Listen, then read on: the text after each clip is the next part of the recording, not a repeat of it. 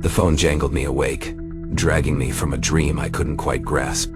Old man Hemlock's voice, usually gruff and sturdy as an oak, was thin, brittle. "Doc, you gotta come out here. It's Betsy, my best milker. She's gone," and he choked on the words. But I already knew what he couldn't bring himself to say. Dawn painted the sky a sickly yellow as I pulled up to the Hemlock farm. The air hung heavy, thick with something more than the usual manure and hay. Dread, cold and sharp, coiled in my gut. I found Hemlock by the water trough, his face as gray as his overalls. He pointed toward the north pasture, a tremor running through his hand. "Found her just before sunup, same as that bull of yours." My boots crunched on frost-covered grass as I crossed the field, each step heavier than the last. And then I saw her. Betsy, lying on her side, legs splayed at unnatural angles. Her usually placid brown eyes were wide open, staring into nothingness. No bellow had escaped her. No death throes disturbed the trampled grass around her.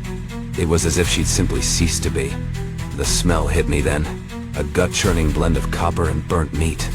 The flies hadn't discovered her yet, which was even more unsettling.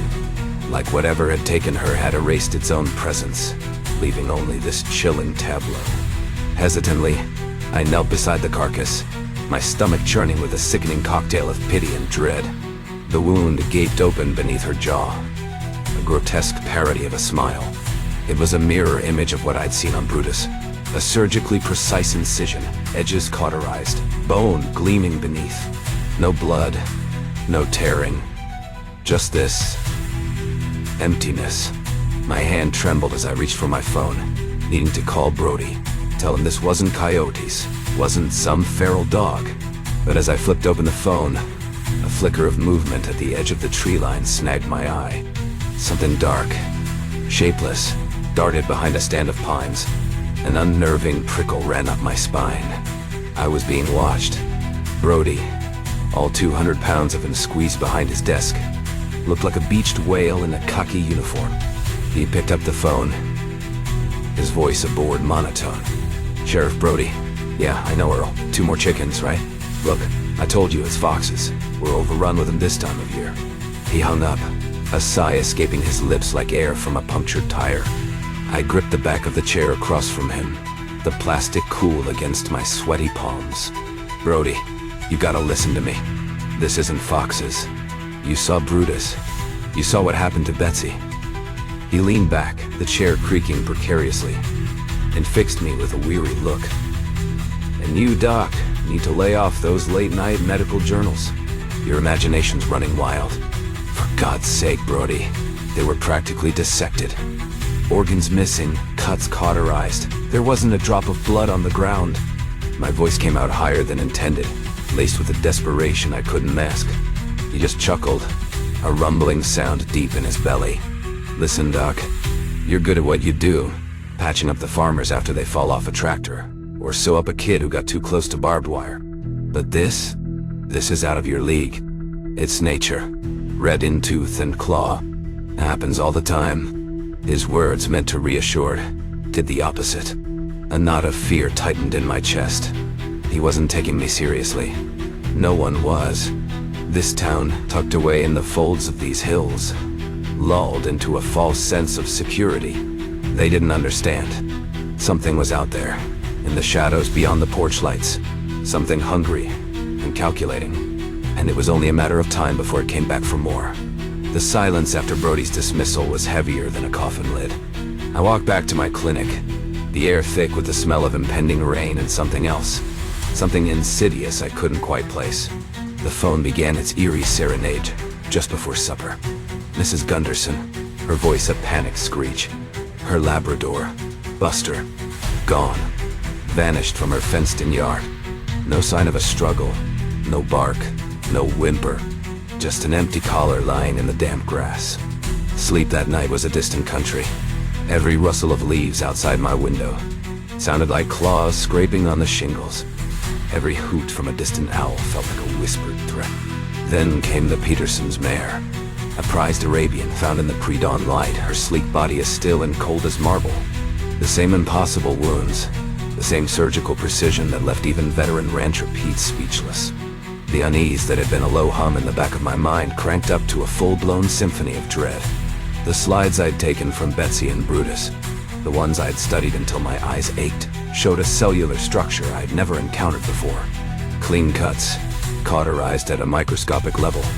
It was like looking into the face of technology 1,000 years ahead of our own, and it chilled me to the bone. The townsfolk were starting to look at me like I was patient zero in some gruesome outbreak.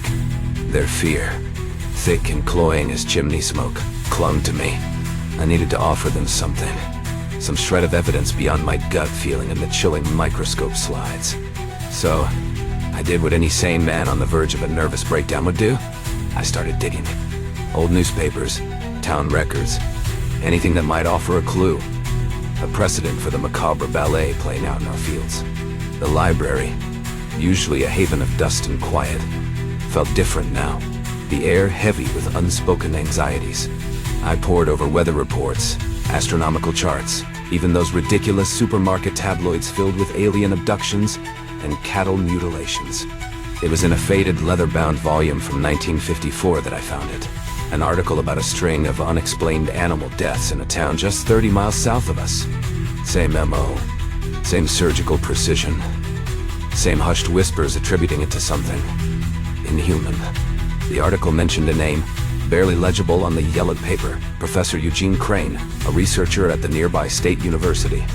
He'd studied the 1954 incidents, claimed they were evidence of something beyond our comprehension. The article ended abruptly, as if the editor had decided to cut his losses before things got too strange. Professor Crane, I discovered, had died a decade later. His research deemed inconclusive, and frankly, disturbing by the university board. Most of his work had been destroyed, but a few boxes, deemed irrelevant, remained in the university archives. That night, armed with a crowbar and a flashlight, I found myself staring at the rusted lock of the university archives. A cool wind whistled through the ancient oaks surrounding the building, and the hair on the back of my neck stood on end. What was I doing? This was madness. But something, some unseen hand, kept pushing me forward. This wasn't just about dead animals anymore. This was about finding out the truth, however monstrous it may be. The beam of my flashlight cut through the oppressive darkness of the archive room. Dust motes swirling in the artificial light. Metal shelves, crammed with forgotten knowledge, seemed to press in on me. The silence broken only by the thump of my own heartbeat. I found Crane's boxes tucked away in a corner, draped in cobwebs and smelling of mildew and time. The contents, a jumble of notes, photographs and audio recordings, hinted at an obsession bordering on madness. Then, I found the drawings, detailed renderings of things that defied description. They were vaguely spherical, but with angles and protrusions that made my stomach churn.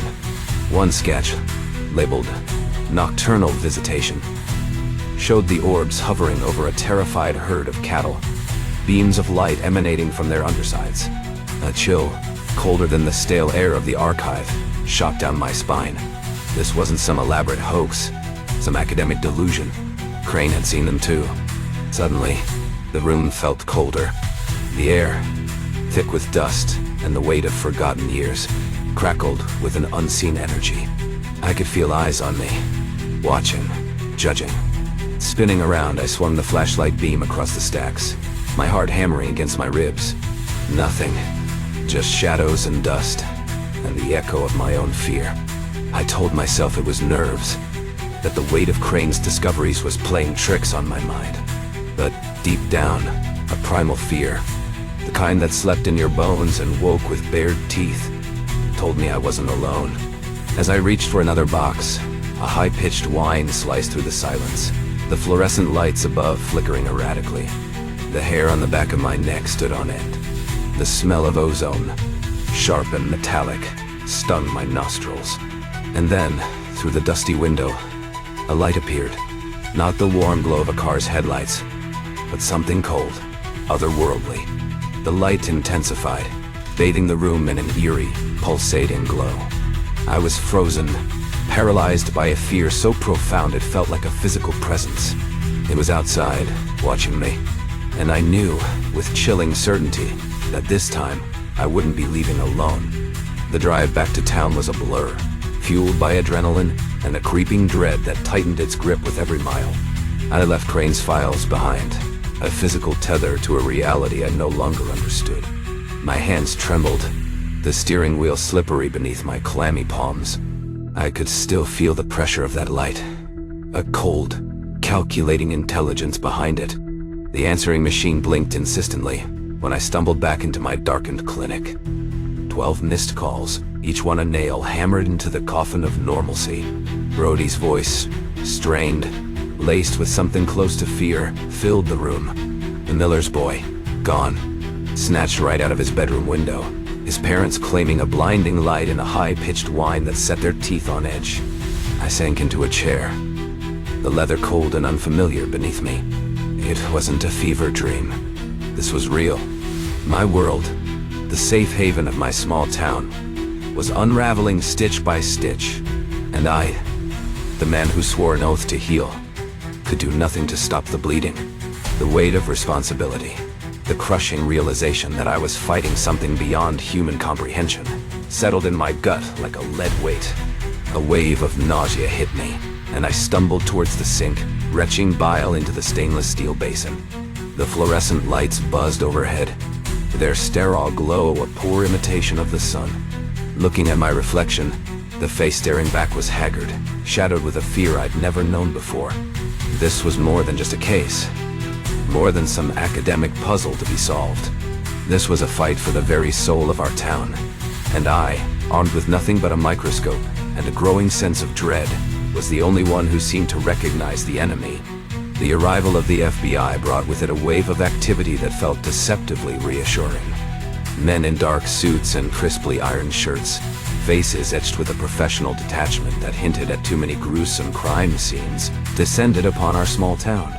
They interviewed the families of the missing, scoured fields for evidence, their every move broadcast on the local news. A strange comfort in its normalcy. For a while, it felt like we might actually catch a break. Word came down from the National Forest. A young boy, camping with his family, had witnessed something unusual the night the miller's boy vanished. They flew him back, a skinny kid with wide, frightened eyes, clutching a worn teddy bear. He told his story, haltingly at first, then with a rush of words and remembered terror, of lights in the sky, silent and swift, like fireflies the size of houses. He even drew a picture, his small hand gripping a crayon with surprising force. The orbs, crudely rendered but unmistakable, hovered over a stick figure family huddled around a flickering campfire. The image, childish yet strangely chilling, sent a collective shiver through the room. This wasn't just some crackpot theory anymore. We had a witness, tangible proof that we weren't alone in our fear. Hope, fragile as a newborn bird, flickered in the hearts of the townsfolk. The FBI, tight-lipped but clearly taking the boy's testimony seriously, set up a perimeter around the Miller farm, a grid of high-powered floodlights transforming the night into a grotesque parody of day. We waited, breaths held, a chorus of anxiety and anticipation. Then came the first crack in the facade, the whisper of doubt that shattered our fragile hope. Another family, living on the outskirts of town, reported their daughter missing. No blinding lights this time, no telltale whine, just an empty bed, a bedroom window left inexplicably open to the night. Whatever was hunting us, it hadn't been deterred by the floodlights, hadn't been confined to the fields and forests. It was here, in our homes, waiting for the perfect moment to claim its prize. And the worst part, it seemed to be adapting, evolving, learning our patterns. Fear, cold and sharp, settled in my gut. This wasn't over, not by a long shot. The air hung heavy, a miasma of sweat, fear, and generator fumes. The FBI agents, their initial confidence replaced by a grim determination, had transformed Hemlock's South pasture into a bizarre stage set. Floodlights, harsh and unforgiving, turned the night sky into a sickly yellow dome. The shadows they cast long and distorted. We were a tableau of dread. Townsfolk, law enforcement, one increasingly unhinged veterinarian, all eyes trained on the cloudless sky. The boy's drawing, tacked to a makeshift plywood stand, fluttered in the breeze, a macabre weather vane pointing towards the abyss. Hours crawled by, each tick of my watch a hammer blow against the anvil of anticipation. Just as doubt began to worm its way through the crowd, a collective gasp rippled outwards. 2 points of light, pinpricks against the artificial day we'd constructed, descended slowly. The orbs. They were closer this time. Massive. Their luminescence holding a cold, malevolent intelligence that made my stomach clench. The floodlights, as if sensing the arrival of something monstrous, flickered, their light dimming, then dying altogether. We were plunged into darkness, the sudden absence of sight sharpening every other sense. Then, a sound. Not the panic screams I expected, but a low hum, a vibrating thrum that seemed to emanate from the very air itself. It pressed against my eardrums, vibrated my teeth, burrowed into my bones. My vision swam, the darkness at the edge of my sight pulsing in time with the hum. And that's when I saw it, or rather, felt it. A presence, vast and ancient, settling over the pasture. It wasn't something I could see with my eyes, but rather a chilling certainty that sank its claws into my soul. This wasn't just about missing organs, about unexplained deaths. This was something far older, far more terrifying than anything I could have imagined. This was a force of nature, and we were nothing but ants scurrying beneath its gaze. The hum faded, leaving behind a ringing silence that felt heavier than the darkness. A strangled cough escaped my lips, tasting of fear and bile. My hand, still clutching a useless flashlight, trembled uncontrollably. Slowly, tentatively, the floodlights flickered back to life, casting a jaundiced eye over the pasture. The scene that greeted me was like something out of a Hieronymus Bosch painting, a grotesque tableau of biblical proportions. Bodies lay scattered across the field, some contorted, some eerily peaceful, as if they'd simply lain down for a nap.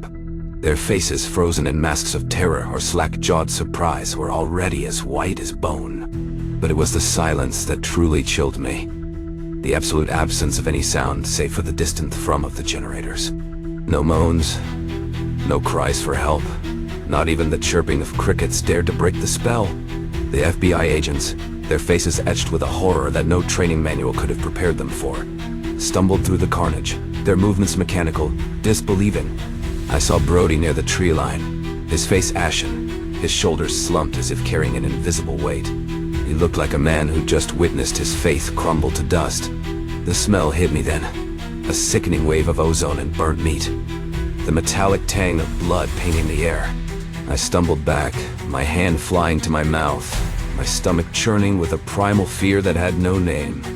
Whatever had descended upon us, whatever had claimed these people as its own, had left no trace, save for the chilling silence and the lingering sense of wrongness that clung to the very air itself. We were left standing on the precipice of an abyss, staring into the unblinking eyes of something vast and unknowable. The world, or at least our corner of it, shrunk in the aftermath. The town, once a postcard of rural normalcy, became a ghost town haunted by whispers and shadowed glances. The official story, a tapestry woven from half-truths and outright lies, held about as much water as a sieve. A gas leak, mass hysteria. The government men, with their grim faces and starched suits, had their story, and we were left to choke it down like bitter medicine. I tried to lose myself in routine, the daily rituals of my practice. The familiar smells of disinfectant and fur and hay offered a thin shield against the encroaching darkness. But the silence was always there, a constant reminder of the night the music died in Hemlock's pasture. The townsfolk, their faces etched with a grief that ran deeper than any loss they'd ever known, moved like sleepwalkers through the fog of our shared trauma. Their eyes, once bright with small-town hope, now held a glimmer of something else. Fear, yes, but also a strange acceptance. A surrender to the idea that some things were simply beyond our grasp. Late one night, while poring over the remnants of Crane's files, a stray detail snagged my attention. A seemingly insignificant notation, scribbled in the margins of a faded photograph. They mimic what they consume. The words hung there, stark and ominous, like a single black fly on a fresh tablecloth. Crane's cryptic warning, dismissed as the ramblings of a madman, now throbbed with a terrifying clarity. I thought of the missing organs, the surgical precision of the cuts, the cellular anomalies that spoke of a technology light years beyond our own. They weren't just harvesting, they were collecting, analyzing, learning, evolving. And then it hit me, a cold fist closing around my heart. I raced to the mirror, my breath catching in my throat. My reflection stared back, a stranger in the dim light of the hallway. My eyes, usually clear blue, now held a faint, unsettling glimmer. A glimmer that pulsed, ever so slightly, with a cold inner light.